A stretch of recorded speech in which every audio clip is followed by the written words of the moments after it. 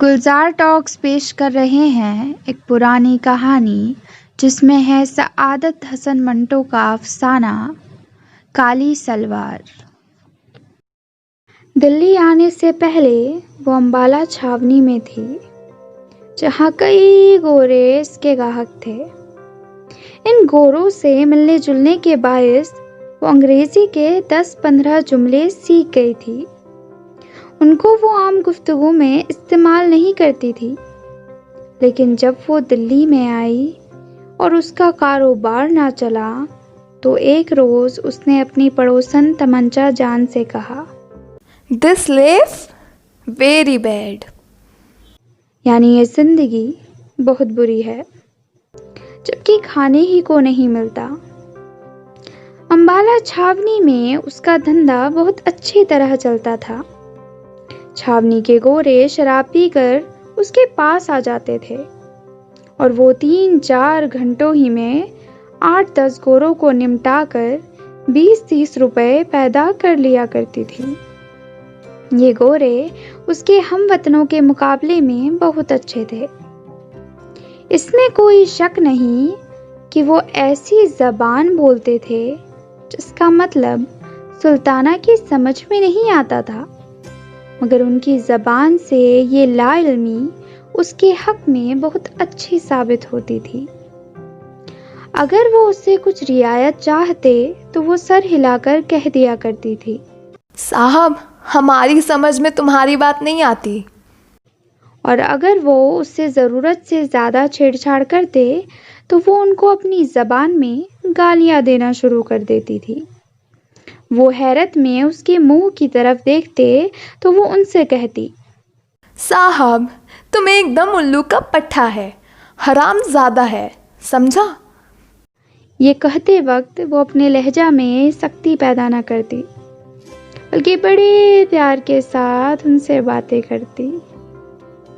ये गोरे हंसते थे और हंसते वक्त वो सुल्ताना को बिल्कुल उल्लू के पट्टे दिखाई देते।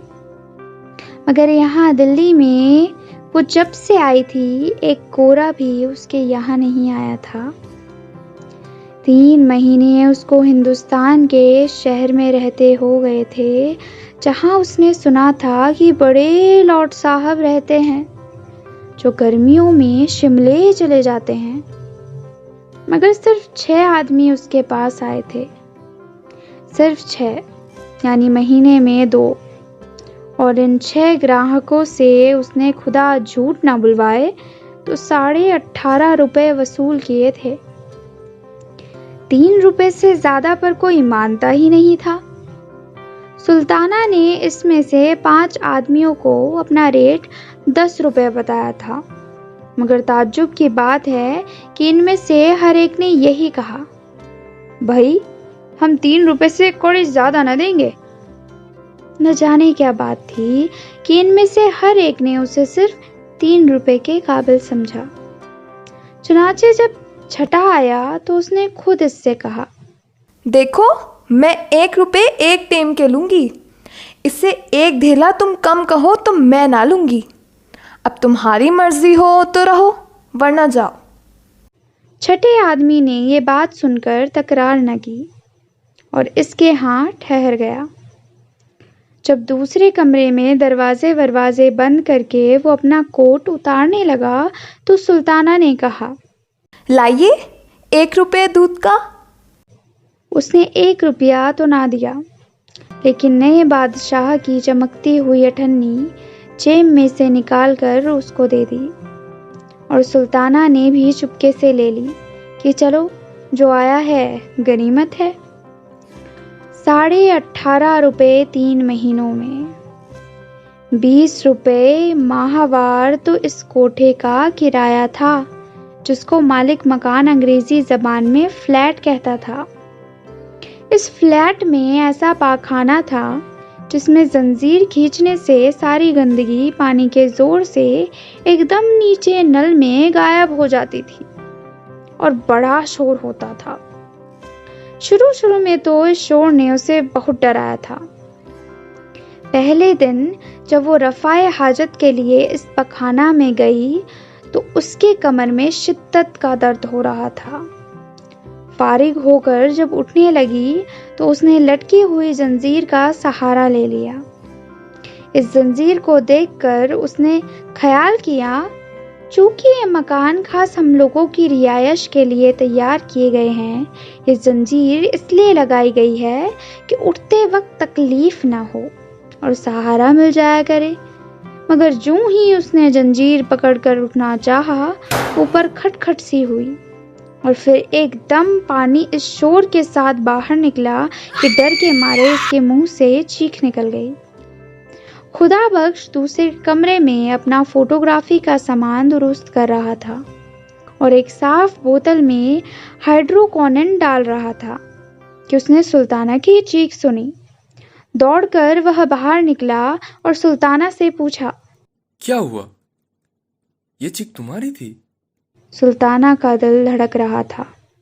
उसने कहा, ये मुआ पैखाना है या क्या? बीच में रेलगाड़ियों की तरह जंजीर क्या लटका रखी है? मेरी कमर में दर्द था, मैंने कहा चलो इसका सहारा ले लूँगी, पर इस मुआ जंजीर को छेड़ना था कि वो धमाका हुआ कि मैं तुमसे क्या कहूँ। इस पर खुदा बख्श बहुत हंसा था और उसने सुल्ताना को इस पैखाने की बाबत सब कुछ बता दिया था कि ये नए फैश का है, जिसमें जंजीर हिलाने से सब गंदगी नीचे जमीन में धंस जाती है। खुदा बख्श और सुल्ताना का आपस में कैसे संबंध हुआ, ये एक लंबी कहानी है। खुदा बख्श रावलपिंडी का था। इंटरनेट पास करने के बाद उसने लारी चलाना सीखा। चुनाचे 4 बरस तक वो रावलपिंडी और कश्मीर के दरमियान लारी चलाने का काम करता रहा। इसके बाद कश्मीर में उसकी दोस्ती एक औरत से हो गई। उसको भगाकर वो लाहौर ले आया। लाहौर में चूंकि उसको कोई काम ना मिला, इसलिए उसने औरत को पेशे बिठा दिया। 2-3 बरस तक ये सिलसिला जारी रहा और वो औरत किसी और के साथ भाग गई। खुदा बख्श को मालूम हुआ कि वो अंबाला में है। वो उसकी तलाश में अंबाला आया, जहां उसको सुल्ताना मिल गई। सुल्ताना ने उसको पसंद किया, चुनाचे दोनों का संबंध हो गया। खुदा बख्श के आने से एकदम सुल्ताना का कारोबार चमक उठा। औरत चूंकि ज़ईफुल अतीकात थी, इसलिए उसने समझा कि खुदा बख्श बड़ा भागवान है, जिसके आने से इतनी तरक्की हो गई। चुनाचे इस खुशी आतिकादी ने खुदा बख्श की वक़ात उसकी नज़रों में और भी बढ़ा दी। खुदा बख्श आदमी मेहनती था, सारा दिन हाथ पर हाथ धरकर बैठना पसंद नहीं करता था। चुनाचे उसने एक फोटोग्राफर से दोस्ती पैदा की, जो रेलवे स्टेशन के बाहर मिनट कैमरे से फोटो खींचा करता था। इसलिए उसने फोटो खींचना सीख लिया। फिर सुल्ताना से 60 रुपए लेकर कैमरा भी खरीद लिया। आहिस्ता आहिस्ता एक पर्दा बनवाया, 2 कुर्सियां खरीदी और फोटो धोने का सब सामान लेकर उसने अलहदा अपना काम शुरू कर दिया।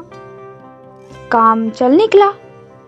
चुनाचे उसने थोड़ी ही देर के बाद अपना अड्डा अंबाले छावनी में कायम कर दिया।